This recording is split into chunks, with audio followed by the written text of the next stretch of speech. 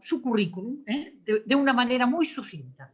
Es doctor en economía, investigador para la acción en desarrollo local para América Latina y el Caribe, autor de innumerables publicaciones, profesor y formador de innumerables organismos nacionales, regionales e internacionales y asesor técnico también en diferentes programas. Podría estar la hora y media explicando sus cualidades y sus conocimientos, pero realmente no creo que esto sea el motivo de la ponencia ni del encuentro.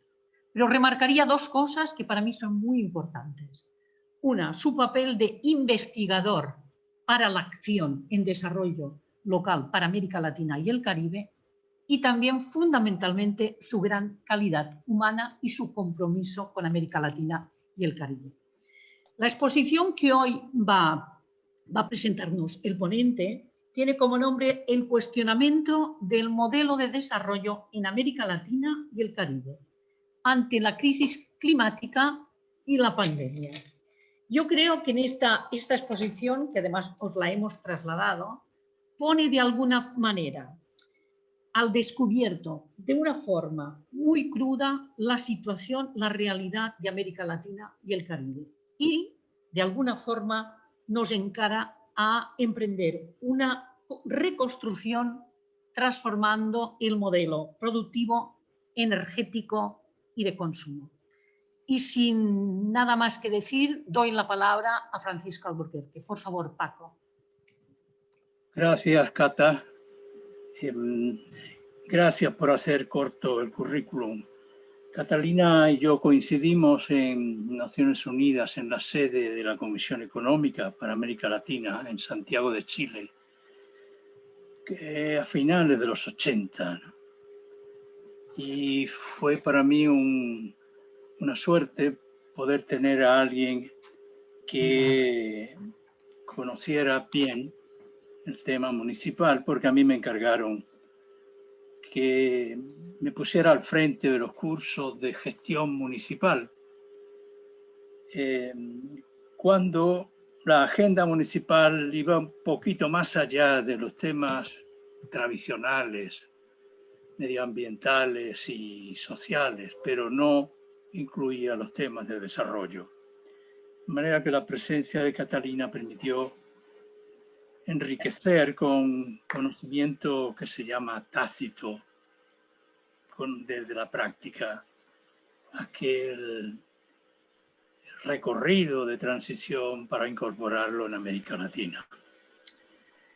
He preparado una presentación que voy a ver si soy capaz de... Pongo compartir pantalla, pongo esto aquí, supongo que ustedes lo van a ver, ¿no? A la primera, sí, sí. ¿Está bien? Sí, sí. Está bien, ¿no? A la primera. Vivir no es solo producir y los indicadores no tienen que ser solo de economía, pero bueno, seguimos con esta prioridad a la caída de la tasa de crecimiento económico medido a través del Producto Interior Bruto por habitante en América Latina. Según los datos de CEPAL, esa caída en la segunda mitad del decenio de 2019, tengo que quitar algo aquí porque si no lo veo bien. Ahora, esa tasa 0,4% es la más baja desde la década de 1950, alcanzando en el año 2020 una caída de menos 9%, el peor dato de la historia reciente de América Latina y el Caribe. Esto supone un incremento muy importante del número de personas en situación de pobreza, el 37% de la población total. En el 2020, 230 millones de personas y 96 millones más en pobreza extrema, equivale a más del 15% de la población total de América Latina y el Caribe en ese año. Esto unido a la informalidad laboral, ahora daré los datos de OIT, a la enorme desigualdad de género y a la fragilidad y fragmentación de los sistemas de salud y de protección social, permiten entender un poco ya el contexto en el que se despliega la pandemia del COVID-19 en esa región. La economía informal, según la Organización Internacional del Trabajo, es estimada en 158 millones de personas que se encuentran en situación informal en América Latina y el Caribe, lo que equivale al 54% del total de trabajadoras y trabajadores, siendo además las mujeres, la colectividad de afrodescendientes, los jóvenes indígenas y los migrantes, los grupos con mayor presencia entre la población en situación informal. A esto se suma el enorme grado de evasión fiscal que alcanza, según la CEPAL, hasta el 61% del Producto Interno Bruto de toda la región, a lo que hay que señalar el carácter regresivo de la tributación en América Latina, es decir, la débil tributación personal directa sobre la renta, sobre la propiedad o sobre los beneficios empresariales. Todo eso reduce enormemente la generación de ingresos públicos y la capacidad redistributiva que debe tener un sistema tributario en su conjunto. Por supuesto, los procesos de privatización de empresas públicas desde los años 80 han ido eliminando cada vez más la posibilidad de aumentar los ingresos públicos de un precario Estado o sector público o administraciones públicas.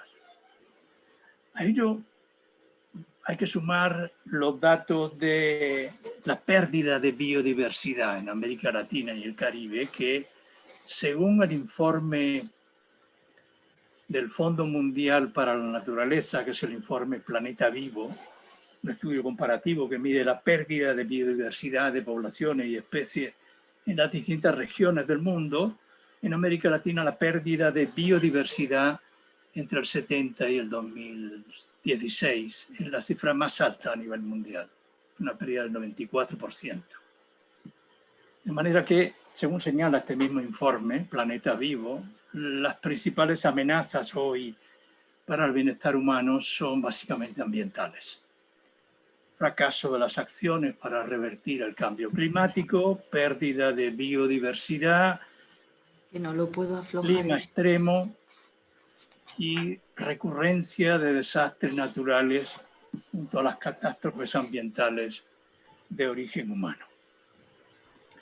No quiero dejar de aludir a un modelo productivo basado todavía en la actividad extractivista exportadora del sector primario, que ha ido de la mano de ese auge de las fracciones financieras del capitalismo neoliberal desregulado, contando desde luego con la complicidad de los distintos estados nacionales que son los que firman las concesiones para la penetración y la presencia de estas grandes empresas transnacionales extractivas en los agronegocios, en la exportación de soja, en la megaminería, en la actividad forestal, en la extracción de hidrocarburos, entre otras actividades, ¿no?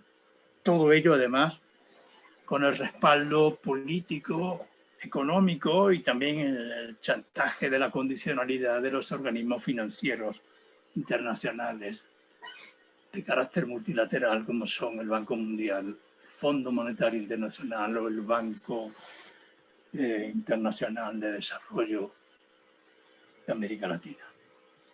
Y también el auge y la expansión de la demanda de los países emergentes, China, India, Sudáfrica, ha influido poderosamente en esta versión más novedosa del modelo extractivo exportador de América Latina. David Harvey, un geógrafo investigador, ha propuesto el concepto de acumulación por desposesión para referirse a este tipo de acumulación basada en el despojo, impulsado por el importante proceso de financiarización, que es ese predominio de las fracciones financieras del capital sobre la economía real, de este capital financiero desregulado desde los años 80, ¿no? Pero si nos fijamos, a mí me parece que la acumulación por desposesión tiene una cara en los países desarrollados con la desposesión de bienes comunes, bienes colectivos, educación, agua, electricidad, banca pública, transporte, telecomunicaciones, que también desde los años 80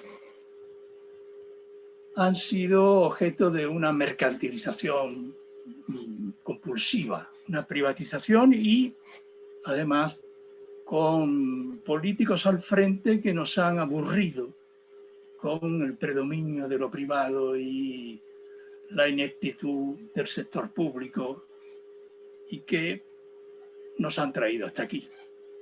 No conviene olvidar estas cosas, pero es preciso que sigamos teniendo en cuenta estos temas, aprendiendo de la historia, para no cometer los mismos errores. Yo creo que no son vacunas sanitarias lo que necesitamos. Sobre todo lo que necesitamos son vacunas ideológicas. Es decir, pararle los pies a este discurso emitido además sobre todo por gente muy ignorante, pero que recibe los votos. Es otro tipo de populismo, si se quiere, degradado con mentiras. Y la principal de las mentiras es la que les permite todavía estar en activo, ¿no? Aquí en Madrid no hemos tenido mucha suerte con estos temas. Ustedes todavía, si no viven aquí, se libran de ello, pero aún a diario hay que seguir escuchando a esta subnormalidad militante que defiende el predominio de lo privado todavía, olvidando, por supuesto, que el encefalograma plano no le da para más, la historia reciente desde los años 80. El origen último de la situación actual y la vacuna que se necesitaría debería ser aquella que tenga en cuenta que lo que hay que eliminar son las propuestas de política económica neoliberal que se han venido aplicando desde la década de los 90 con la presencia importante de los principales organismos financieros multilaterales, también de la Comisión Europea. Los programas de ajuste estructural, los programas de austeridad se han orientado Adán, ¿te molesta? Contra la presencia del sector público en la economía, a favor de la iniciativa privada, en la presunción de que ello permite la actuación favorable de un libre juego de las fuerzas del mercado y la inserción en el comercio internacional. La pandemia del COVID ha venido, al menos también, habría otro aspecto positivo, a desnudar estos planteamientos ideológicos neoliberales, pero que tienen todavía un fuerte arraigo en la ideología predominante. Yo trato de alejarme de la banalidad con la que a diario tiene uno que aguantar en los medios de comunicación una presentación simplistas que no avanza a un análisis más detenido, que se limita a contar fallecimientos, contagios, en un espacio que podía ocuparse de hablar de algunos de los temas de los que yo quisiera hablar. Supuesto, contar fallecimientos y contagios siempre deplorables no nos ayuda a plantear alternativas ante ello, y mucho menos si se detiene ahora en que llegan, que no llegan vacunas sanitarias. El éxito de la pandemia no es la vacuna o la recuperación económica. Es decir, ponerse una vacuna para seguir haciendo lo de antes, recuperar de forma nueva la vieja normalidad o la nueva, o como quieran que la llamen. Hay que comprender las causas últimas de las diferentes pandemias que venimos padeciendo, porque esta no es la primera. En los últimos 10, 20, 30 años tenemos episodios de virus y bacterias, patógenos, que son resultado del deterioro de la biodiversidad creciente y la pérdida de inmunidad biológica consiguiente.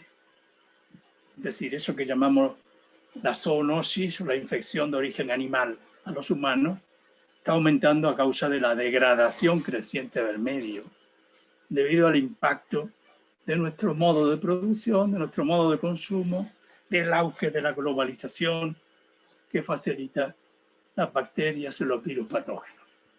La industria a gran escala, los sistemas agroalimentarios industrializados, la ganadería a gran escala, todo eso son episodios donde la zoonosis se ha ido moviendo con mayores posibilidades. La crisis climática provocada por el ser humano es el origen último de las pandemias.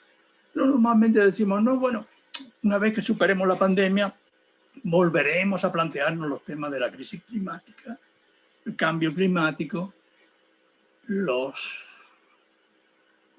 necesidades de atender a los servicios ecosistémicos y la biodiversidad. Si seguimos separando el análisis de la crisis climática y el de la pandemia, no acabaremos nunca de encontrar soluciones efectivas para esta. Hay un bonito artículo corto en el diario virtual, el diario.es, de Fernando Valladares, que se detiene en estos temas, aunque también los tiene en publicaciones de las organizaciones no gubernamentales como la Fundación Mundial para la Naturaleza. Esta es una rosquilla que llama la autora Kate Raworth, economía rosquilla y maneras de pensar la economía del siglo XXI. Es una crítica tremenda a una economía tradicional que no nos ha puesto sobre la mesa los indicadores apropiados para poder conducir y seguir el crecimiento ilimitado del Producto Interno Bruto, aparte de ser una brutalidad, porque no es posible en un planeta finito. Ella pone aquí, en un donut, aquí traducido como rosquilla verde, hacia adentro las deficiencias que hay desde el punto de vista social.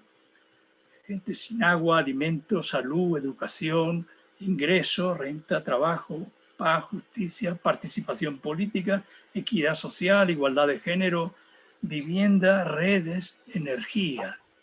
Y por fuera de la rosquilla verde, los techos que sobrepasados suponen excesos. Los anteriores, lo que hay que señalar son dónde hay deficiencias que hay que atender. Y los excesos, aquello que hay que evitar en cuanto al cambio climático, a la acidificación de los océanos, la contaminación química, la carga de nitrógeno y fósforo, la extracción de agua potable, la conversión, el deterioro de la fertilidad de tierra, la pérdida de biodiversidad, la contaminación atmosférica, la reducción de la capa de ozono. La autora dice, este tipo de indicadores son los que nos permitirían conducir un proceso que tuviera un fundamento social y que no sobrepasara los límites planetarios. Es un lindo libro que les recomiendo, este de Kate Raworth, Economía Rosquilla, sobre todo si alguno tuvo la desgracia de cursar economía. Yo cuando terminé me preguntaba, ¿dónde estará el libro de reclamaciones? Porque yo trabajaba y por tanto lo que veía en la realidad no coincidía mucho con aquella teorización diletante de que uno descubre que la diletancia es saber a veces la forma como se oculta la ignorancia. Sustituir el paradigma del incremento del crecimiento económico ilimitado por alguna propuesta como esta que hace la autora Raworth, me parece que es empezar a pensar en el buen camino. La crítica al crecimiento económico ilimitado como paradigma de desarrollo.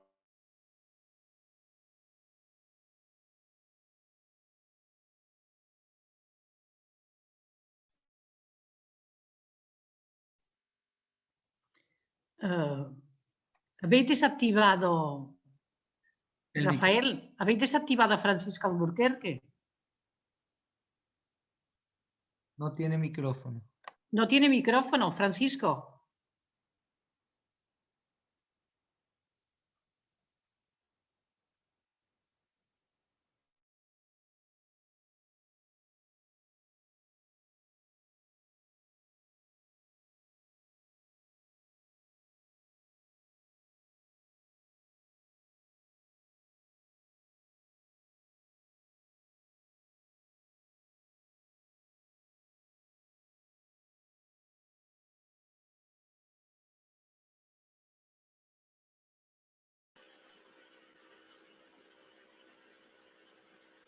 Parece que ahora tengo de nuevo voz. ¿Se me escucha? Sí, muy bien. Ahora sí. Sí, sí. Bueno, el término de crecimiento subraya finalmente que es una utopía. Pensar que el crecimiento económico ilimitado es posible en un planeta finito. Y este fue André Gorz, discípulo de Georgescu Roegen, uno de los primeros economistas que empezó a plantearse, ya siglo XX, como ven, la ignorancia que era considerar la economía de manera aislada al sistema ecológico.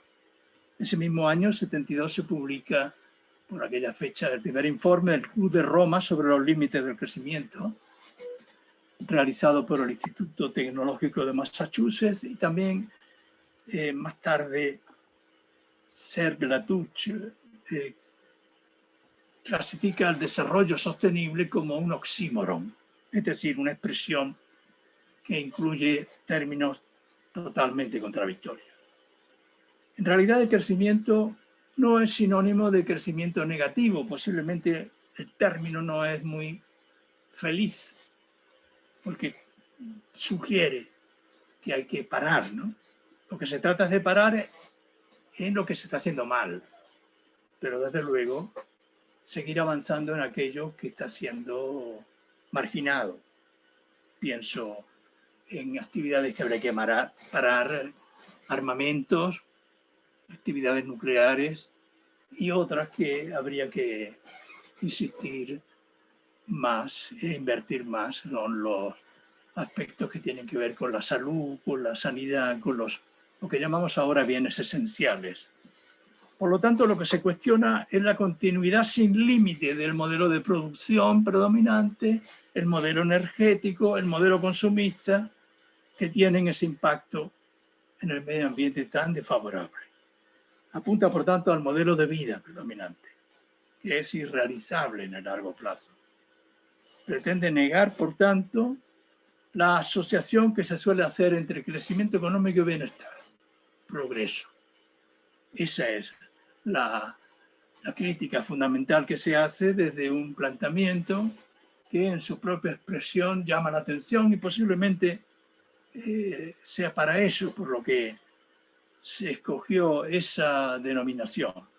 Hay otra aproximación distinta en el mundo indígena latinoamericano, muy crítica con el sesgo cultural occidental que incluye la reflexión habitual sobre el desarrollo, que es lo que conocen como buen vivir, término que intenta sustituir el concepto de desarrollo sostenible, el oxímoron, expuesto en el año 1987 por el informe Brundtland, cuestionado desde su origen por los pueblos indígenas de la Amazonía, que propusieron como alternativa el concepto del buen vivir para reflejar sus aspiraciones relativas a lo que en la cultura occidental llamamos desarrollo. En la propuesta del buen vivir se aprecian los componentes de rechazo de la linealidad histórica por la cual se supone que todos los países deben transitar por las mismas etapas de desarrollo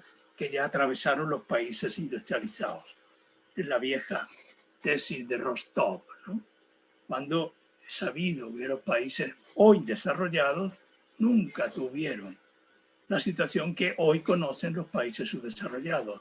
nunca estaban penetrados por inversiones extranjeras directas, nunca estaban con esa situación de dependencia económica, social, política. Hay también en la propuesta del buen vivir un rechazo de la visión occidental de que el progreso y el bienestar humano se alcanzan a través del crecimiento económico ilimitado, coincidencia, como ven, con la propuesta del decrecimiento, y una defensa de la interculturalidad, en la cual se subraya la diversidad de conocimientos, no solo conocimientos científicos, sino también el conocimiento de la práctica, el conocimiento tácito, no solo el pensamiento occidental. Y esto es bien destacado en esta propuesta, la conexión entre sociedad y naturaleza. Es una sola vida, una sola salud, la del planeta, la de los humanos, la naturaleza, esa comunidad expandida que incluye a todos los seres vivos, todos los elementos del medio natural y no solamente los seres humanos. Según datos de Naciones Unidas, las microempresas, las pequeñas y medianas empresas, las cooperativas de producción local, representan más del 90% del total. Es decir, no todos son las grandes empresas, que son de las que nos ocupamos, de los medios de comunicación, o nos ocupan o nos informan. Generan entre un 60 y un 70% del empleo en el mundo y son responsables de la mitad del Producto Interior Bruto a nivel mundial. No es poca cosa. Además, no solo es economía formal. Más del 61% de la población activa en el mundo se gana la vida en la economía informal. Es decir, ¿qué tenemos para esa gente? Para las pequeñas empresas, para las cooperativas locales, para la economía informal. Es lo que me llevó a mí, en la desesperación de ver la incompetencia de los estudios de economía, me llevó a marcharme a mirar qué pasaba por debajo con la gente, en los municipios, en las unidades donde se organizan. Y ahí es donde empecé a trabajar y ahí es donde me encontré con Catalina en el oficio de investigador y docente de cómo hacer las cosas desde la economía local. Miren, estos son datos que los hice entonces, que sigo con ellos. Tomo las exportaciones de bienes y servicios y las comparo con el Producto Interior Bruto de cada país, y también a nivel mundial o a nivel regional. Es decir, es la parte de la producción que es objeto de exportaciones, que sale al comercio internacional. En el mundo es un 30%. El porcentaje entre exportaciones y Producto Interior Bruto. No puedo poner importaciones también, porque lo que son exportaciones para uno son las importaciones de otro. Estaría duplicando, ¿no? Por consiguiente, el 70% de la producción interior bruta formal, según los sistemas de cuentas nacionales, es producción interna en los países. Si me permiten un poco de abuso del lenguaje, producción local. No es una cuestión marginal, ni debe dejarse únicamente a planteamientos y políticas asistenciales como parte de las políticas de la ayuda al desarrollo, la cooperación al desarrollo, un montón de proyectos por aquí y por allá, pero no estrategias que deben estar integradas desde abajo en la política nacional de desarrollo. Vean también que hay países donde las exportaciones en relación a su producto son más reducidos, que quiere decir que su mercado interno es mayor. Y la articulación de los mercados internos es una pieza fundamental en la economía para poder avanzar en lo que Keynes ya llamó el efecto multiplicador de los movimientos de la economía en su interior. Estando trabajando en Naciones Unidas era muy común visitar a algunos de los gobernantes que a uno le decían: vamos a intentar subir las exportaciones hasta un porcentaje del 40% del Producto Bruto, o hasta 5 años más, el 50%. Yo le señalaba, bueno, eso es lo que se hace en los países subdesarrollados, que tienen que exportar para poder tener algunos ingresos, pero no es la vía para el desarrollo, que requiere una articulación productiva mayor entre los sectores económicos al interior de ese país. Estos son los mismos datos para América Latina. Tienen aquí por si alguien tiene algún interés más particular. En promedio en América Latina, en el año 2018 son datos de indicadores del Banco Mundial. En 2018 en América Latina el promedio de las exportaciones de bienes y servicios en porcentaje del PIB está en un 23%. 77% de la producción latinoamericana formal, a ello habría que añadir la economía informal, la economía de trueque, la economía campesina, la economía de autoconsumo. Es decir, la realidad es mucho más heterogénea que la que ofrecen incluso estas aproximaciones estadísticas. Paso a la crisis climática, que ya le he ofrecido un panorama de algo que es de América Latina y también de la situación que nosotros vivimos. El Grupo Intergubernamental de Expertos sobre Cambio Climático ha tenido un éxito importante en sensibilizar acerca de la necesidad de mitigar la emisión de gases de efecto invernadero y adaptarse al cambio climático. A ello hay que sumar, para incluir los componentes de la crisis climática, el deterioro de los ecosistemas y la pérdida de biodiversidad, que es algo en lo que hay un analfabetismo ciudadano impresionante. Es muy desconocida estos impactos.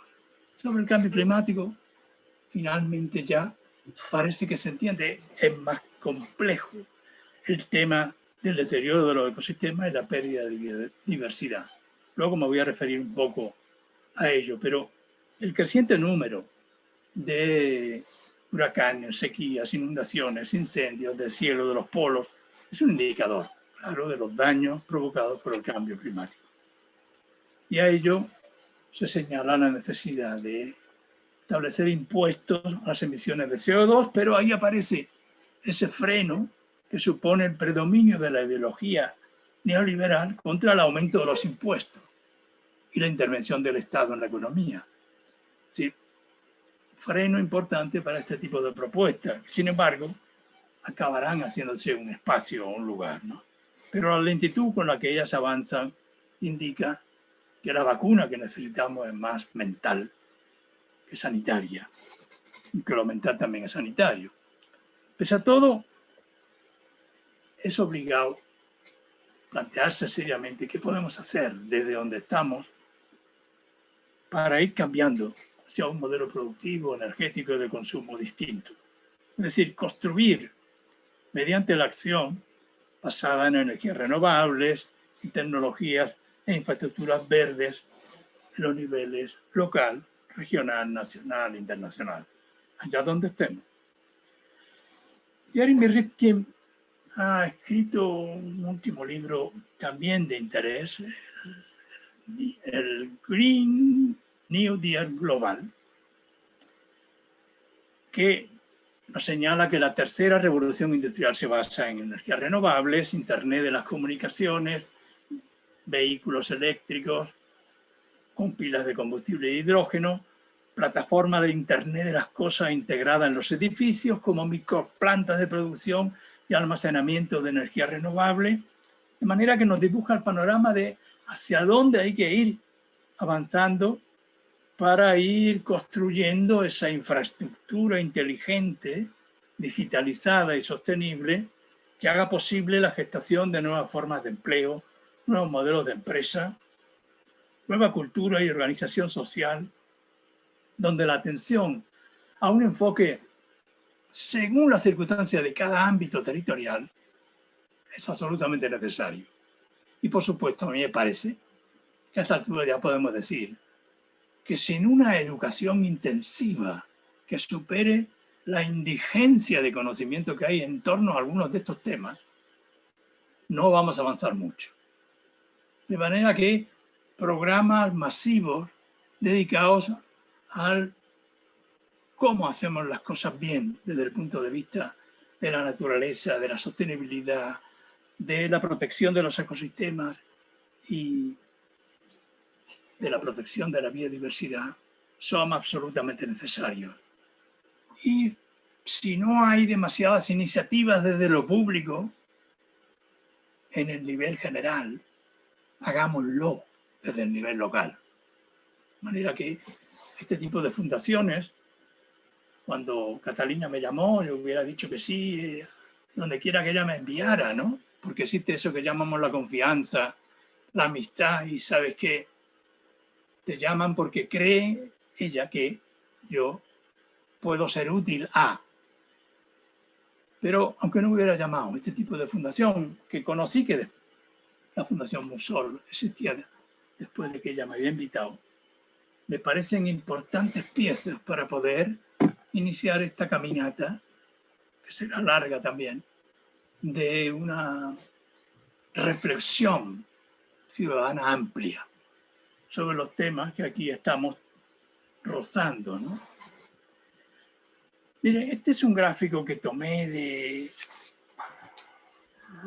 un grupo de economistas frente a la crisis, donde me llamó la atención, a veces los gráficos son lo que más pronto se te queda, la caída importante, el desplome del coste de las energías renovables, sobre todo solar, fotovoltaica, con una caída entre la última década del 82%. Y esta caída del coste de las energías renovables está provocando, que esto llama la atención, Rifkin, una gran cantidad de lo que él llama activos obsoletos en las infraestructuras y el sector empresarial vinculado a los combustibles fósiles. Oleoductos, plataformas oceánicas, instalaciones de almacenamiento, plantas de generación de combustibles fósiles, centrales térmicas, instalaciones petroquímicas y nucleares, entre otros. Es decir, está habiendo una desvinculación, que es una palabra amable, o una retirada, que es más rotunda. Este es el texto de Rifkin, que también le recomiendo como texto de interés. Esta retirada de las inversiones de la vieja industria de los combustibles fósiles, que incluso en los 4 grandes sectores responsables del calentamiento global, nuevas tecnologías de la información y las comunicaciones, sector eléctrico y de la energía, sector del transporte, movilidad y logística, y sector inmobiliario y de la construcción, están haciendo inversiones en las energías renovables. Esta es una retirada que se está haciendo sin mucho ruido, pero es real. De forma que los fondos de inversión, que una parte importante de los mismos son los fondos de pensiones, debieran tener una información un poco más detenida de dónde incorporar sus inversiones. Bueno, los fondos de pensiones son el resultado de ese acto que todos tenemos de depositar nuestros ahorros en la banca y luego olvidarte de ellos, mirar en todo caso que qué poco me están dando, cuando en realidad a mí me parece que algunas organizaciones, algunas, debieran controlar esta gestión. La persecución de un beneficio accionarial o el pago de un bono no es hoy. Lo importante quizás podría ser una manera en cómo los sindicatos se podrían incorporar a un desarrollo territorial. Hola, estoy y escuchando salir la ya de la conferencia. fábrica o de la pugna distributiva, ¿no? Estoy escuchando la conferencia, Que Juanita. le sigue dando una importancia Me apenas en la una- presencia en los órganos de... Quiero llamarle la atención sobre otra investigación que me parece importante. Como ven, estoy salpicando aquí algunas ideas y los fundamentos de donde los he tomado porque me parecen que permiten unidos enfrentar la complejidad. Es un grupo británico de la Universidad de Manchester que llama la atención sobre las actividades fundamentales, que llamamos más esenciales: agua, abastecimiento de agua potable, de energía, el sistema de salud, la alimentación, aire limpio, vivienda, gestión de residuos, sistema educativo, telecomunicaciones, transporte público y movilidad ciudadana, banca comercial minorista, seguridad ciudadana. Si lo miran, en realidad son las actividades de nuestra vida cotidiana y a ellas están vinculadas una serie de infraestructuras que las hacen posible. También aquí he puesto los bienes y servicios ecosistémicos porque no quiero dejarlos de citar. Algunos de ellos tienen una influencia importante en las funciones que tiene la naturaleza para facilitar esa producción de servicios de los ecosistemas. En la revista de Economistas sin Fronteras tienen de este verano un dossier importante que hace referencia a estas actividades fundamentales de la vida cotidiana. Lo que quisiera llamarles la atención es la importancia que tienen desde el punto de vista del empleo en los países más desarrollados. Alemania, Reino Unido, Italia. El total de estas actividades, incluyendo las infraestructuras, los servicios vinculados, representan entre el 57 y el 64% del empleo total en esos países. Es decir, no estamos hablando de una cuestión menor. Estamos hablando de una posibilidad de aplicar políticas de empleo fortaleciendo la parte fundamental de nuestras economías, ya sea en el nivel local, en el nivel de la región, en el nivel del país, lo que se quiera, ¿no? Me parece esta presentación de la economía fundamental un elemento de lucidez importante en estos momentos en los cuales hay que priorizar cómo tenemos luego que reconstruir la economía, porque no es la repetición del pasado. Y por tanto aquí hay una serie de elementos que pueden ayudar a entender la importancia de estos elementos fundamentales. Añado además los servicios ecosistémicos y de la biodiversidad que agrupo en 4, según los especialistas en estos temas, a los cuales estoy últimamente y felizmente dedicado. Hay servicios de abastecimiento de productos que proceden de los ecosistemas, los alimentos, las materias primas, el agua potable, los recursos medicinales. Además hay servicios de regulación del clima, de la calidad del aire, del almacenamiento del carbono, la moderación de los desastres naturales, la prevención de la erosión y el mantenimiento de la fertilidad del suelo, tratamiento de aguas residuales y también orientación para la conducción de aguas pluviales, polinización, control biológico para la regulación de plagas y enfermedades. Son temas absolutamente sustanciales para la vida en el planeta. Ambos, más el mantenimiento de la biodiversidad, el mantenimiento de la diversidad genética, lo cual además procura servicios culturales en las actividades recreativas, de salud mental y física, turismo por la biodiversidad, turismo de la naturaleza, apreciación estética e inspiración para la cultura, el arte, el diseño, el ocio, también para la experiencia espiritual y sentido de pertenencia. Bueno, esto la economía lo llamó bienes libres. Cuando yo estudiaba, bienes libres, y por tanto no tenía el modelo que ocuparse, estaban en la naturaleza. ¿Sí? De ahí el libro de Reinbold, que os he citado antes, denunciando esa situación de la perversidad de generaciones y generaciones de ignorantes que hablan de financiación del Producto Interno Bruto, del crecimiento ilimitado, y no nos hablan de lo sustantivo. Quería llamar la atención sobre... De aquí he tomado esta relación con algunos pequeños adornos que he hecho, de la economía de los ecosistemas y la biodiversidad, que fue una iniciativa alemana de la década pasada, pero que ahora ya he intentado mirar si está en activo en la web y no está. Es decir, parece que para algunos las buenas ideas tienen caducidad y ya no están en la web. Efectivamente, si no estás en la web, estás listo, no estás en ninguna parte.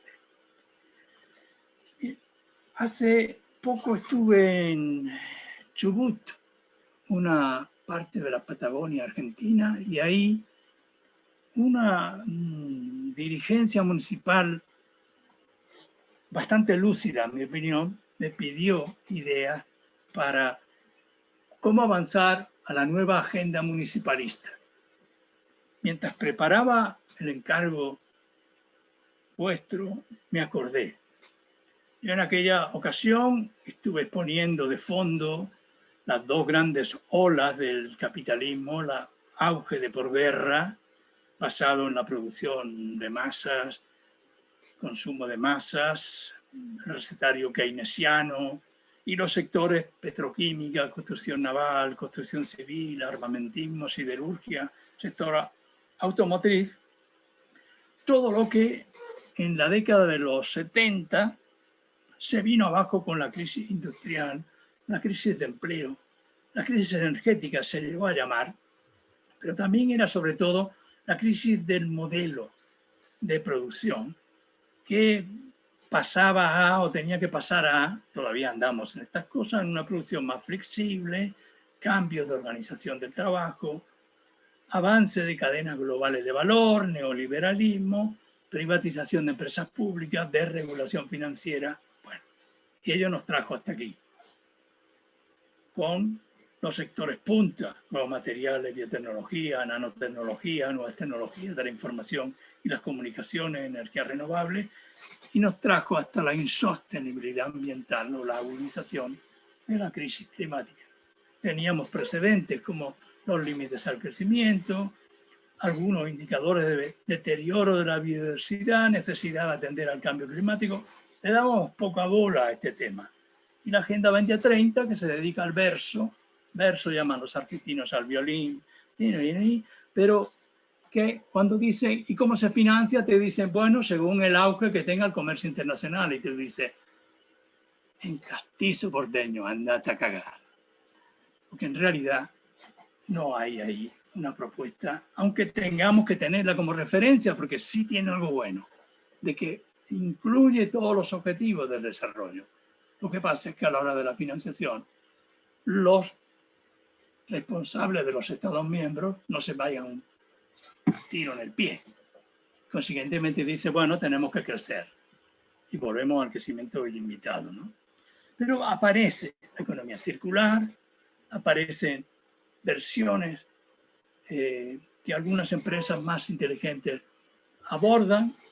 Y bueno, la pregunta que me hacían los colegas de ustedes en Chubut era más o menos esta, que voy a tratar de poner aquí. En la agenda municipal que podemos llamar tradicional, estaba la prioridad de los servicios sociales básicos, salud, educación primaria, guarderías. Y en algunos casos sigue todavía, ¿no? Esto es una modelización y por tanto una fractura arbitraria de la realidad. Los modelos no son la realidad. El urbanismo, los parques, los jardines, transporte público, la movilidad, el tráfico, recogida de basura, mercados municipales, saneamiento público, mataderos, cementerios, alumbrado, calles. En realidad, cuando Catalina y yo llegamos a Naciones Unidas en América Latina, estábamos en este punto y estábamos, ¿cómo hacemos un curso que incluya algo más que esto? Que eran las asignaturas. Porque hay que entrar en la promoción económica, hay que entrar en las políticas activas de empleo, en los observatorios locales de empleo, en las agencias y agentes de desarrollo local y de desarrollo económico local, que el desarrollo no es solo económico, también social, institucional, humano, ambiental, tecnológico, financiero. Seguimos con la agenda de la nueva agenda municipal en aquellos años, ¿no? En aquellos años, lo digo, ya entrando en los 80, donde se plantea la necesidad de que superar la vieja agenda municipal tradicional. Infraestructura y servicios productivos, ferias, mercados locales, fomento del emprendedorismo, nueva gestión pública municipal, que algunos confundieron con incorporar la gestión empresarial a la municipalidad. ¿Sí? Tontos hay en todas partes, ¿eh? Y si además te vienen con un planteamiento en inglés y demás, pasan más fácilmente. Planificación estratégica territorial, marketing territorial, las agencias 21 locales, la economía social y solidaria, la economía informal, los programas. Pero en el momento en el que estaba hablando con estos colegas de Chubut, si hay los nuevos retos de la agenda municipalista, pues tienen que ver con la educación ambiental, ya he dicho aquí, el acceso a Internet de la ciudadanía, gestión sostenible de residuos, iniciativas de adaptación al cambio climático, promoción de ciudades intermedias que hagan de nodo para prestar servicios a las áreas rurales remotas, la utilización de los sistemas de información geográfica en la gestión municipal para identificar los sistemas productivos locales, las cabeceras de las cuencas hidrográficas, los mercados locales de trabajo, es decir, un instrumento indispensable, la gobernanza territorial como alternativa al gobierno vertical y autoritario, la nueva gestión, por tanto, municipal compartida, el reconocimiento de la diversidad como rasgo diferente frente a la uniformidad de la relación con la ciudadanía en la vieja agenda, la vinculación con los nuevos movimientos sociales, feminismo, violencia de género, inmigrantes, LGTBI, y remunicipalización de bienes comunes como agua y energía, y teníamos los ejemplos de Alemania en lo que se refiere a la distribución de estos bienes comunes.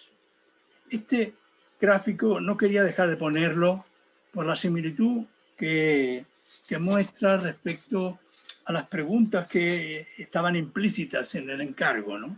Pero quiero incorporar también este otro, que es a partir de las distintas dimensiones del desarrollo económico y empleo, desarrollo ambiental, desarrollo social y humano, desarrollo político, cultural e institucional, vuelvo a poner toda aquella dimensión de factores, ahora no en una cronología histórica, sino teniendo en cuenta las distintas dimensiones.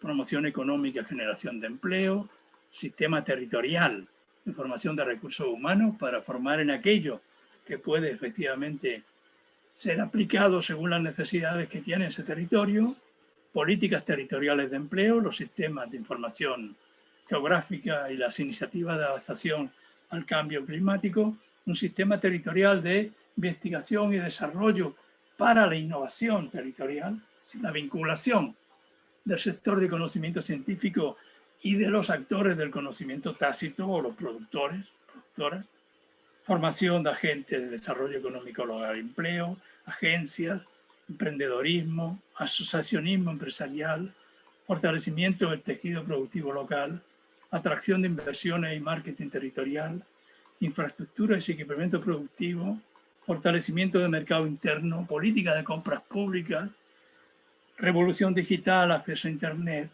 banca municipal de desarrollo,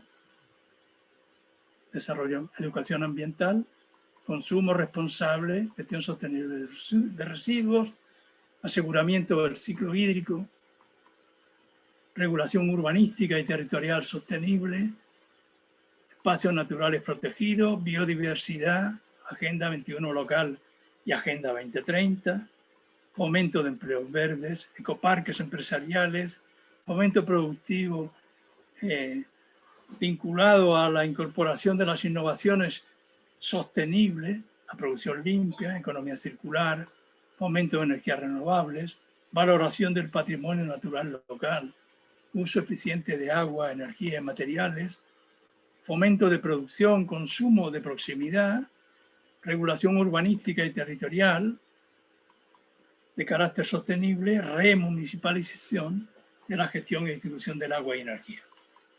Y los servicios sociales básicos, salud, nutrición, educación primaria, guardería, cuidado de personas, acción comunitaria, comedores escolares, ocio, deporte, vivienda social, política de igualdad de género, política contra la violencia machista, política de jóvenes, seguridad ciudadana, acogida a la inmigración, vivienda social, economía social y solidaria, economía informal, renta básica universal.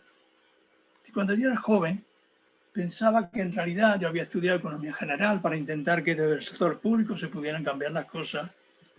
Despreciaba internamente, quizás ideológicamente, lo que se pudiera hacer desde los municipios.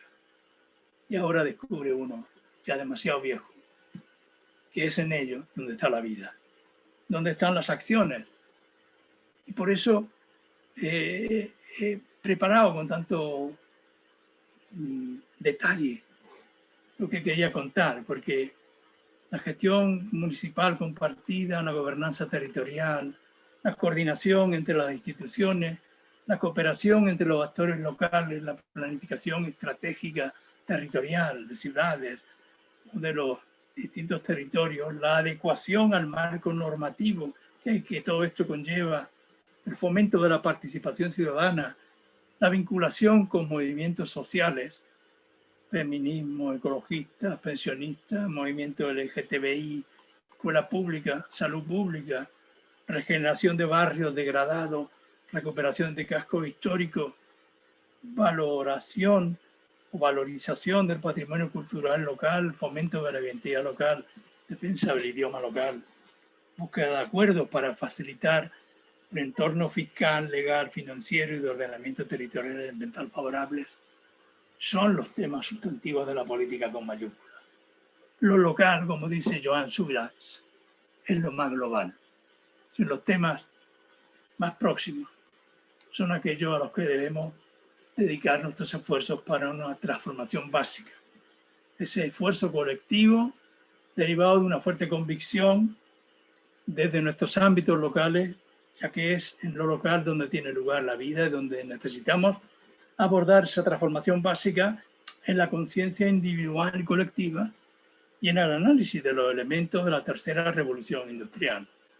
Y al igual que hace años hubo que incorporar a las municipalidades los temas vinculados al desarrollo económico, desarrollo productivo, las políticas activas y territoriales de empleo, ahora parece obligado que desde los municipios, desde los territorios, se comprendan los desafíos climáticos de la hora actual, la vinculación que tiene con la pandemia y los cambios que hay que abordar urgentemente, la adaptación al cambio climático, la protección del funcionamiento de los ecosistemas y la biodiversidad.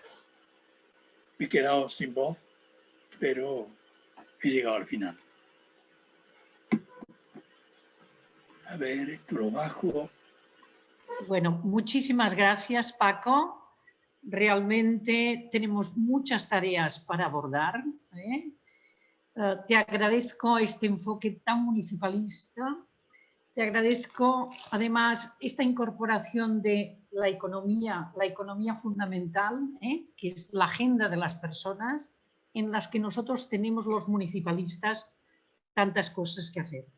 Yo estoy teniendo muchos problemas con la plataforma, ya habéis visto que por fin ha salido mi nombre correctamente, he quedado algunos momentos desconectada y por ahora yo no tengo ninguna pregunta de ninguno de los asistentes. Yo invito a todos los que habéis escuchado a Francisco a formular las preguntas o que hagáis algunos comentarios, sugerencias, etc. Algunos de los aspectos que he puesto en este PowerPoint no están exactamente igual que en el documento que envié, de manera que, si os parece, os puedo también enviar este PowerPoint con objeto de que lo tengáis todo el material. Sí, sí, claro. Nosotros nos encargamos de distribuirlo desde aquí. Pues se lo envío a Catalina. Muy bien, mándalo a Catalina y ya hacemos. Muy bien. Eso.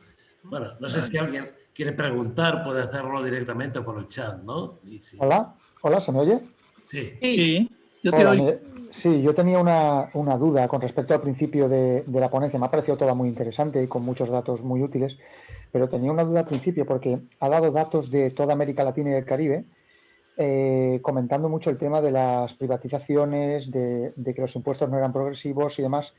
¿Existe mucha diferencia entre países que está gobernando allí la izquierda y que a mí por lo menos me constaba que sí que se ponía más impuestos a rentas altas, sí que se intentaba de nacionalizar determinados servicios y demás. ¿Existe mucha diferencia entre el resultado que está dando esos países con los que tienen más una deriva hacia la derecha y demás? Hay diferencias, sí. No son espectaculares.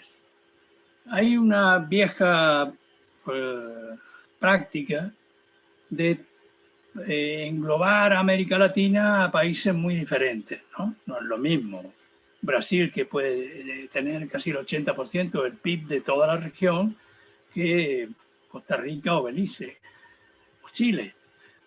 Pero si tienes interés en el tema, en el detalle, tengo el documento que puedo buscarte.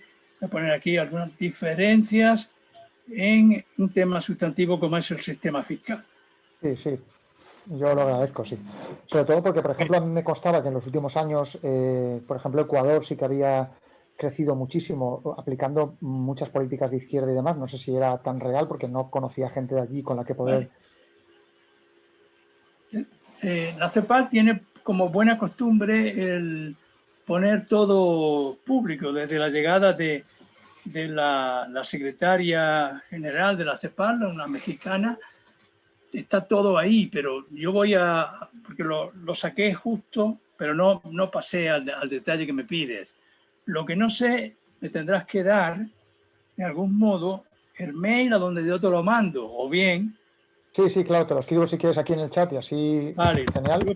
Voy poniendo chat, preguntas del chat y respuestas a preguntas del chat, y se lo mandamos y abusamos de Catalina, que ahora se ha cambiado el nombre. Muy bien. Por fin. Sí, por fin, sí. Por fin. Sí, parece que Eulalio quiere formular una pregunta. Eulalio Ávila, ¿no? Sí. Eulalio. Gracias, Rafa. Muchas gracias, Paco. Muy interesante la charla.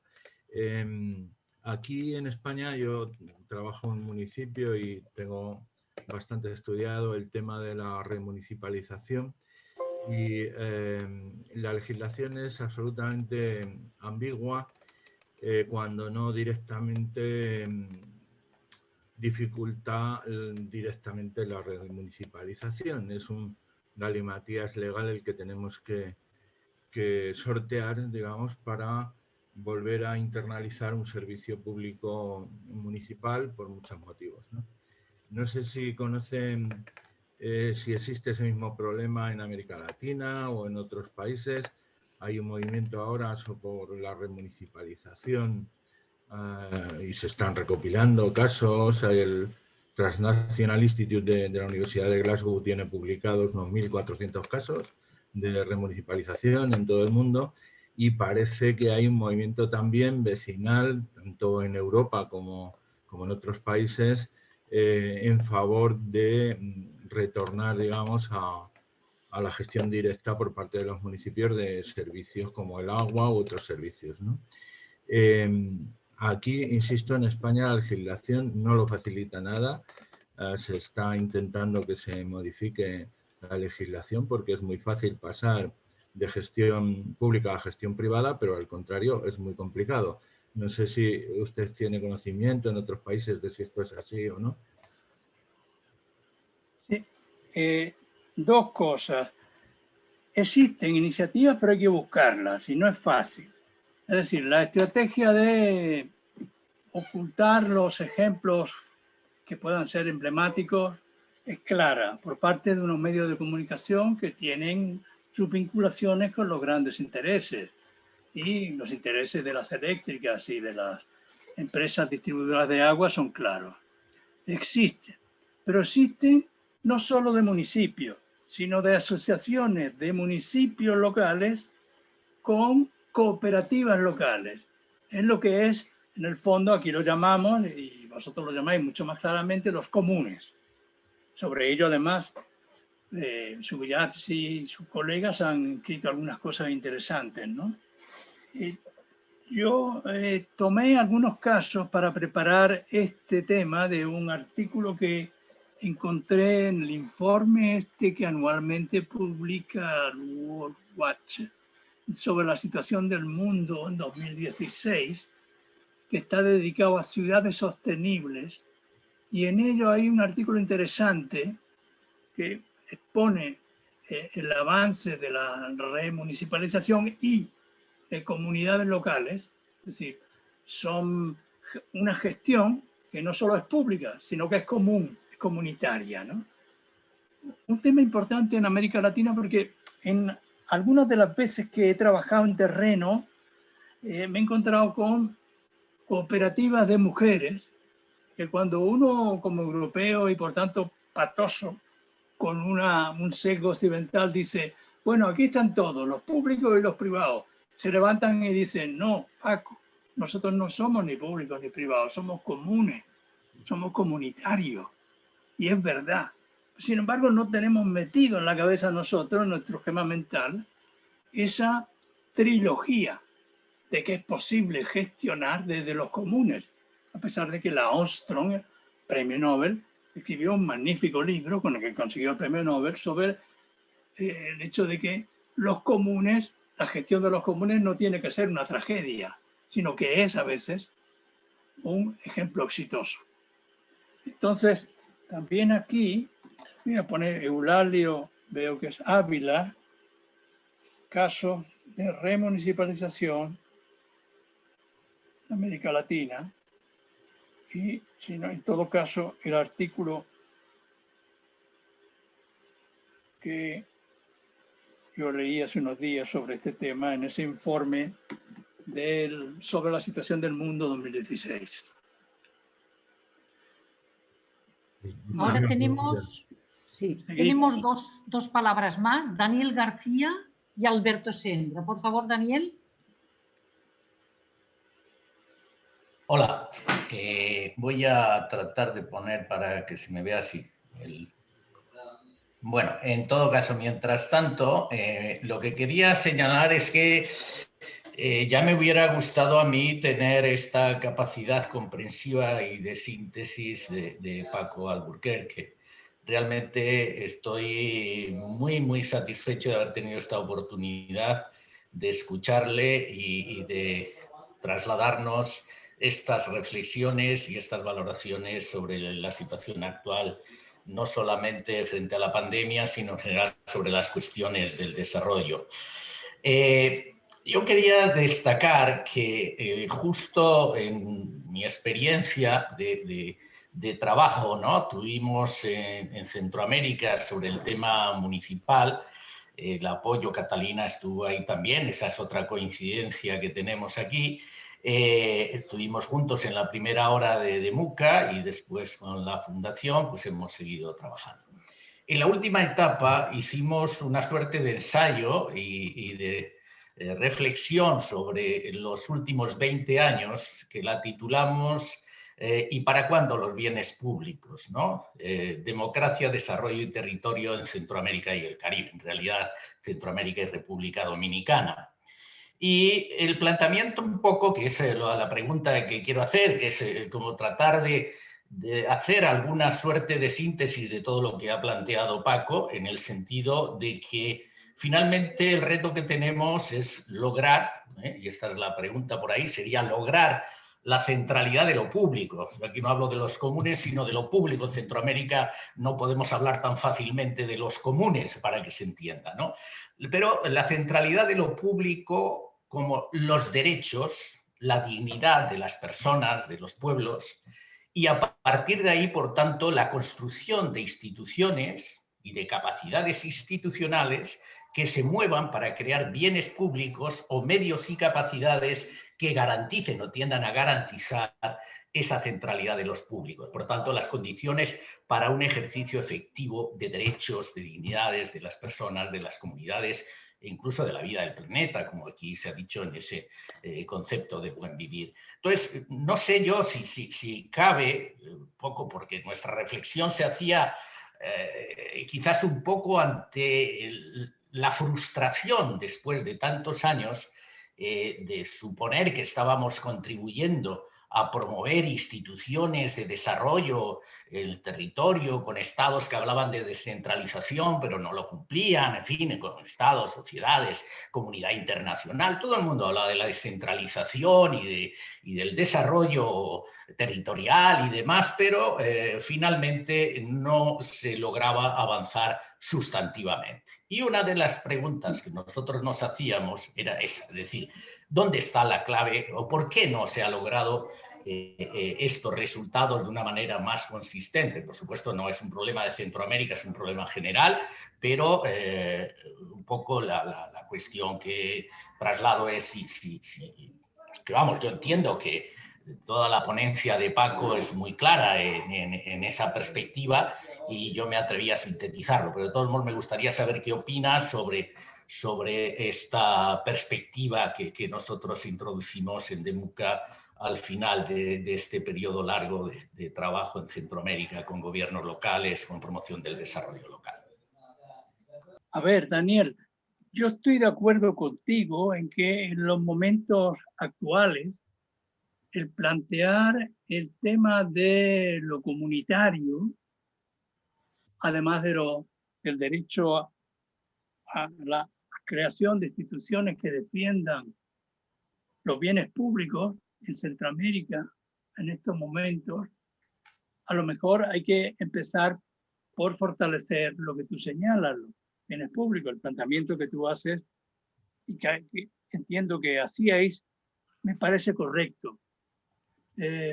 Pero tengo la impresión de que habría que matizar que no se trata de recuperar el Estado o el viejo Estado, sino de un Estado que sea facilitador de los espacios de participación de la ciudadanía para que controle la gestión de los bienes públicos, que pasarían a ser públicos colectivos, si no lo quiere llamar comunes.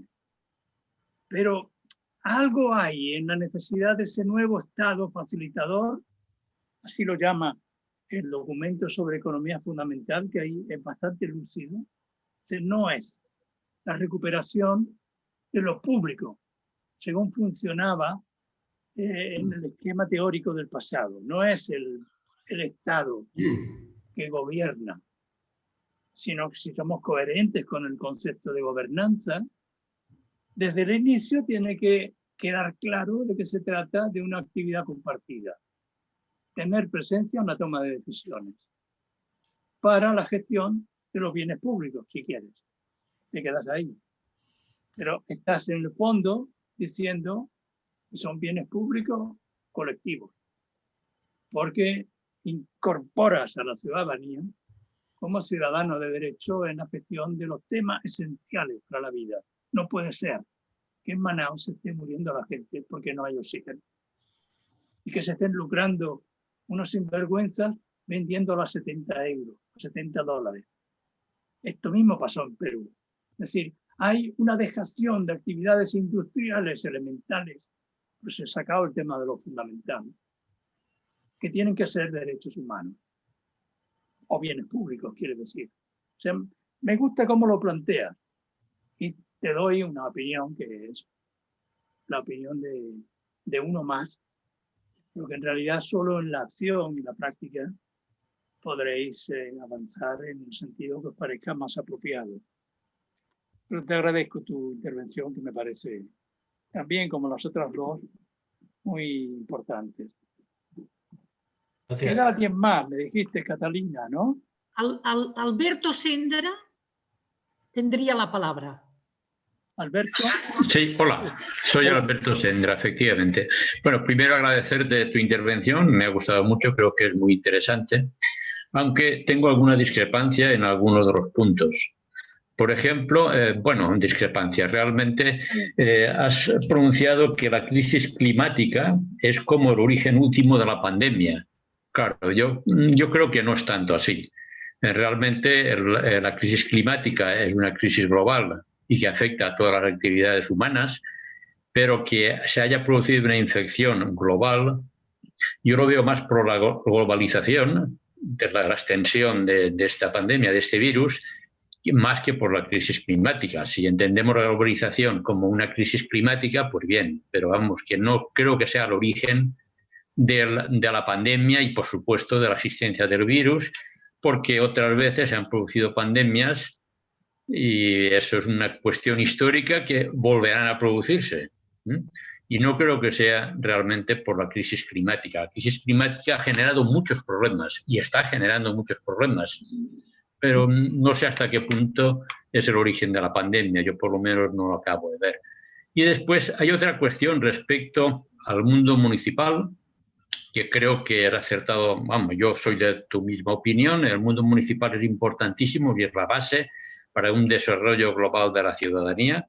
Es básico el movimiento municipalista, y empezar por los municipios para cambiar el mundo es, yo diría, incluso antes, iniciar por las personas para cambiar el mundo, pero lo más próximo después de las personas en el municipio donde uno vive. Entonces estoy totalmente de acuerdo con esa concepción de poner políticas municipales como importantísimas para cambiar la posición global del mundo. Pero hay una cuestión que no acabo de ver. Tú has mencionado como políticas municipales importantes, una de ellas el concepto de comunitario, que me parece perfecto. Totalmente de acuerdo en que haya como unas economías de escala que se pueden ayudar agrupando municipios o agrupando actividades para que sean más eficientes. Eso estoy totalmente de acuerdo. Lo que no acabo de ver es lo que dices de la remunicipalización de servicios. Lo que tenemos que conseguir, bajo mi punto de vista, es que el servicio que presta un municipio a un ciudadano sea lo más eficiente y lo más barato posible para el ciudadano, porque al fin y al cabo lo está pagando ese ciudadano. Entonces, como bien que recibe ese ciudadano, tenemos que exigir a la administración, que es la última responsable de ese bien, que ese servicio sea el más eficiente y, repito, el más económico para su bolsillo. Desde ese punto de vista, yo no veo que sea necesario remunicipalizar. Lo que hay que hacer es que los municipios realmente se ocupen de que esos servicios sean eficientes, ya sean prestados por el propio municipio, por una empresa municipal o por incluso las típicas asociaciones entre lo público y lo privado. Porque lo fundamental, para mí, es el servicio ciudadano, no la ideología o el método con el cual se presta ese servicio. Lo importante es el servicio final al ciudadano. Esa es mi visión. La remunicipalización no necesariamente conduce a un mejor servicio al ciudadano. Hay que ver los datos y hay que ver los ratios en los servicios que se prestan, y en función de eso habría que decidir. Podría ser una gestión remunicipalizada pública o una gestión mixta o, ¿por qué no?, una gestión privada. Si es eficaz, como siempre el medio de producción está bajo la autoridad y la dependencia del municipio, el municipio tiene la llave para poder controlar perfectamente si hay un mal servicio al ciudadano y, por supuesto, en ese caso, sancionar y eliminar a la empresa que está prestando un mal servicio. Esa es mi visión, pero no la municipalización en sí. Puede ser unas veces sí y otras no. Bien, gracias, Alberto. Vamos a ver, voy a mirar lo que tengo expuesto ahí sobre el origen de la pandemia, la crisis climática. Porque probablemente conversando contigo lleguemos a algún acuerdo. Efectivamente no es el origen. El origen podríamos decir que es más el tipo de modelo productivo, consumo predominante, y eso que genera un impacto y un deterioro hasta tal punto que facilita o hace más frecuente la presencia de virus y bacterias patógenas. Sí, yo creo que en ese punto no llegaríamos a discutir demasiado, pero voy a tratar de arreglarlo para que no aparezca así claro, si es como tú lo has escuchado. Quiero decir que así es, por tanto, como tú lo has visto.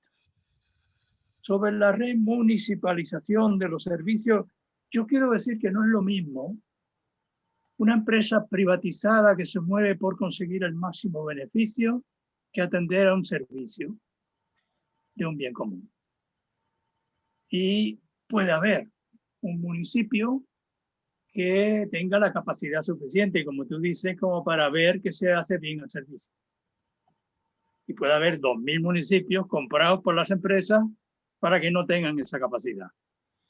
Y uno ve los episodios de corrupción en torno al canal de Isabel II y lo demás, y lo primero que se le ocurre es decir, esto tiene que ser un servicio público. Que la gestión luego la lleve el municipio, sin necesidad de pasar a una fórmula de quiénes son los que lo llevan. Y, bueno, podríamos llegar ahí, tardaremos más en discutir, pero podríamos llegar también a un acuerdo. Si estamos al menos convencidos de que la persecución del máximo beneficio privado no lleva nunca a un óptimo social. Pero eso es la ley de oro que, como pusieron a Adam Smith como padre, nos siguen repitiendo los ignorantes del neoliberalismo. Es decir, que si persiguen el máximo beneficio las 4 empresas de la vacuna, va a resultar lo que está resultando, que a los pobres no le va a llegar nunca, o le va a llegar cuando por fin haya una alianza que diga que esto es un bien común. Y por consiguiente, no se pueden hacer beneficios, por supuesto no podemos decir que sean empresas sin ánimo de lucro. Tampoco tienen que ser sin ánimo de pérdida, pero hay una ética, ¿no? Yo entiendo que detrás de tu intervención y desde luego la mía, hay componentes éticos que nos pondrían de acuerdo en llegar a soluciones razonables y sobre todo contando con el núcleo de la ciudadanía. Gracias también, Alberto, por tocar un tema importante, como lo habéis hecho los otros 4, los otros 3. Paco, yo antes de terminar, quisiera formularte una pregunta. En el documento que nos has remitido, hay un concepto que a mí me ha llamado mucho la atención, que es la plataforma tecnológica de uso general, que tú dices que es tan fundamental abordarla en esta tercera revolución industrial post-carbono. ¿Podrías explicar un poquito más este concepto? Sí, es un planteamiento de Jeremy Rifkin en el libro de Green New Deal. Él dice, así como en la primera revolución industrial la plataforma tenía que ver con el carbón, con el acero, y después los ferrocarriles, ahora lo que viene es esto. Es una plataforma tecnológica sobre la que se sustenta la infraestructura de la tercera revolución industrial post-carbono. Es Rifkin, ¿eh? No soy yo, aunque estoy de acuerdo con él. Él dice, toda revolución tiene una infraestructura tecnológica o plataforma, él la llama plataforma, en la que se sustenta las actividades que conducen o lideran los procesos y los modelos de consumo y también los paradigmas. El paradigma incluye además las ideas predominantes, que es tan importante. El paradigma es el modelo productivo, el modelo de consumo y el modelo de ideas que lo conduce, que lleva a la gente a tener un comportamiento con los electrodomésticos de usar y tirar, o ahora cambiar, empezar a cambiar para decir, no, vamos a vender el acceso a los servicios en vez de vender coches o vender neveras o frigoríficos. Porque en realidad lo que la gente quiere es movilidad, lo que quiere es tener los alimentos fríos. Y por consiguiente, el dueño del producto que se fabrique es siempre el que lo fabrica, no el que lo compra. Y por consiguiente, una vez terminó la vida útil, lo retira y se obliga a reciclarlo y reutilizarlo. Con lo cual, tú estás pagando en el fondo el alquiler por el tiempo que lo estás utilizando. Es decir, has pagado una cantidad, si quieres, pero divides por lo que lo has utilizado y has comprado el acceso al servicio. Bueno, es lo que hacen ahora las vendedoras de automóviles. Ya no te dicen vale 15.000, ahora te dicen 250 al mes. Sí, porque claro, como están en fase de cambio, tienen que ofrecer un estímulo para que tú luego lo puedas cambiar. Y te dicen renting 3 años. Luego usted vuelve a otra modalidad. Pero están cambiando a lo que llaman el acceso a los servicios. Pues todas estas cosas forman parte de una plataforma tecnológica en la que se va conformando por dónde va avanzando la tercera revolución industrial post-carbono. Pero es el texto de Rifkin, de donde lo saqué. O sea, yo voy leyendo cosas y las voy metiendo en la coctelera y luego voy ordenando. Para mí siempre los valores éticos acaban siendo determinantes, porque no siempre coincido con todo, pero esta expresión de Rifkin de decir que fue muy crítico, el demócrata, claro, es crítico con los sindicatos porque no toman partido respecto a los fondos de pensiones, que son 3/4 partes de los fondos de inversión, que sin embargo no están teniendo luces para ver dónde hacer inversiones, y si las hacen, dice él, en inversiones que no están haciendo ni las grandes, pues es una cagada. Y por consiguiente, en el fondo está haciendo una llamada de atención, está escribiendo un libro que es de 2019, en la época Trump, y por consiguiente está llamando la atención a un colectivo que realmente lucha por pactar, pero en realidad no se pone del lado de consideraciones de las que se podría poner. En el fondo son ex trabajadoras jubilados que ponen los fondos de pensión en la caja de ahorro o en una banca, y que luego quien vigila que no se coloque solo para encontrar algún beneficio. Que luego, por otra parte, como vemos, los que hemos colocado cosas no son tales. Por consiguiente, no son pocos los fondos de pensiones que van a fondos buitres, a fondos que quitan la tierra a los campesinos, que son temas en los cuales la complejidad de todos estos aspectos pide que los podamos tratar todos juntos, pero son temas apasionantes, sí. Bueno, veo que no hay ninguna pregunta más. Son las 18:35. Yo quiero agradecer muchísimo a Paco esta exposición tan interesante y tan brillante. Y terminaría diciendo, como lo mismo que he dicho cuando le he presentado, su gran calidad humana y su compromiso con la investigación-acción para el desarrollo local. Gracias a todos, gracias Paco. Nos vamos a volver a ver en mes de febrero, siempre el último miércoles de cada mes, y ánimos con la pandemia y con todo. Fuerza. Bueno, gracias a vosotras, a vosotros. Cualquier cosa en la que creáis que puedo dar una mano es una opinión. Os podéis poner en contacto conmigo directamente, ya sin Catalina siquiera. Está mi mail ahí. Para mí es muy grato estar en contacto con ustedes, saber que estáis ahí y considerarme uno más entre vosotros. Muy bien, Paco. Gracias.